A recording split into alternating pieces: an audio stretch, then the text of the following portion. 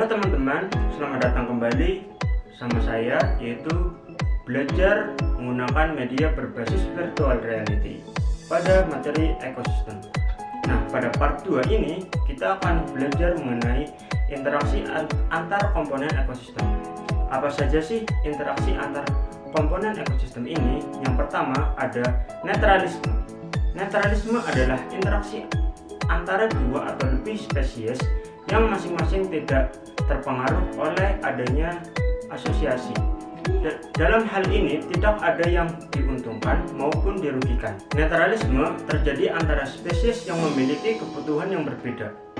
Misalnya sapi dan kucing. Sapi mencari rumput sebagai makanannya, sedangkan kucing berburu tikus sebagai makanannya. Kemudian yang kedua ada kompetisi. Kompetisi adalah interaksi antar dua atau lebih spesies yang saling menghalangi. Hal ini karena masing-masing spesies memiliki kebutuhan yang berbeda. Kompetisi dibedakan menjadi dua macam, yaitu kompetisi interspesifik dan kompetisi interspesifik. Yang pertama, ada kompetisi interspesifik, yaitu persaingan yang terjadi antara organisme atau individu yang memiliki spesies yang sama. Contohnya adalah sesama kambing jantan, yaitu berkelahi untuk memperebutkan pasangan kawinnya. Lalu yang kedua adalah kompetisi interspesifik, yaitu persaingan yang terjadi antara organisme atau individu yang berbeda spesies. Contohnya adalah tanaman jagung dan rumput yang sama-sama tumbuh di ladang. Lalu yang selanjutnya adalah komensalisme. Komensalisme yaitu interaksi antara dua atau lebih spesies yang salah satu pihak diuntungkan, sedangkan pihak lain tidak terpengaruh oleh adanya asosiasi atau tidak dirugikan.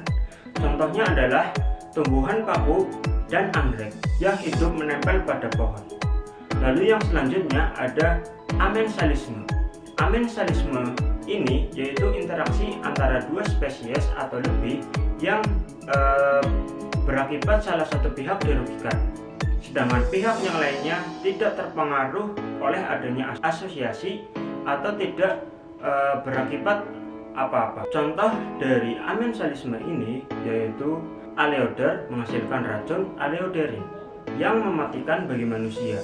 Lalu ada ganggang hidrodiktion dan Cynidesmus menghasilkan antibiotik yang dapat mematikan bakteri tertentu. Kemudian yang selanjutnya ada parasitisme. Parasitisme yaitu interaksi antara dua spesies atau lebih yang berakibat salah satu pihak dirugikan, sedangkan pihak yang lain merasa diuntungkan. Contohnya adalah ektoparasit, yaitu tumbuhan tali putri yang hidup menumpang pada tanaman lain, ataupun juga tanaman yang bersifat parasit seperti bunga bangkai, Venus, dan lain-lain. Kemudian yang selanjutnya adalah predasi atau pemangsaan. Pada predasi yaitu interaksi makan-memakan antar organisme. Pada umumnya tubuh predator berukuran lebih besar daripada mangsanya.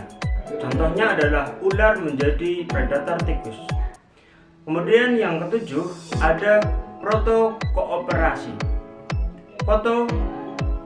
Kooperasi yaitu interaksi antara dua spesies atau lebih yang masing-masing pihak memperoleh keuntungan, tetapi asosiasi yang terjadi tidak merupakan keharusan. Contohnya adalah kerbau dengan burung jalak. Burung jalak mendapatkan keuntungan berupa kutu sebagai makanannya, namun jalak bisa mendapatkan makanan dari sumber lainnya, misalnya semut, ular, dan belalang. Sementara itu, kerbau dapat keuntungan karena terbebas dari kutu. Lalu yang terakhir ada mutualisme. Mutualisme yaitu interaksi antara dua spesies yang saling menguntungkan. Contohnya adalah licin yang merupakan mutualisme antara jamur dengan cyanobacteria. Nah, bagaimana? Sudah paham kan mengenai interaksi antar organisme pada suatu ekosistem? Kakak harap untuk teman-teman bisa memperoleh pemahaman yang baik. Seru kan? Media berbasis virtual reality pada materi ekosistem. Sampai jumpa pada part ketiga. Dadah!